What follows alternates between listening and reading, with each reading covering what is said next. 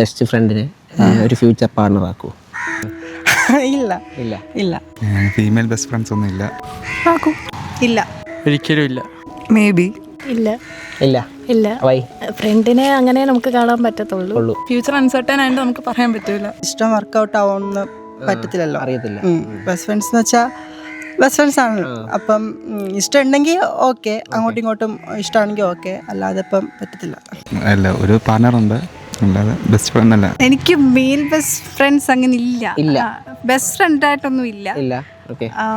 ഇല്ല ഇല്ല, അങ്ങനെ ആകത്തില്ല. ഒരാളുണ്ട്, അതുകൊണ്ട് മേ ബി നമുക്കിപ്പം ഒരു പാർട്ട്ണറിനെ കണ്ടുപിടിക്കാൻ പറ്റിയില്ലെങ്കിൽ നമുക്കൊരു ബെസ്റ്റ് ഫ്രണ്ട് ആ ഒരു ക്വാളിറ്റി കാര്യങ്ങളെല്ലാം അറിയാലോ. സോ ഇന്നത്തെ ഒരു കാലത്തും ഈ ഒരു ജനറേഷനും കൂടെ ആയതുകൊണ്ട് ഈവൻ പുതുതായിട്ട് ഒരാളെ കണ്ടുപിടിക്കുന്നതിനേക്കാൾ ബെറ്റർ, ഫാർ മോർ ബെറ്റർ, എപ്പോഴും നമുക്ക് ക്ലോസ് ആയിട്ട് അറിയാവുന്ന ഒരാളെ തന്നെ ചൂസ് ചെയ്യുന്നതായിരിക്കും.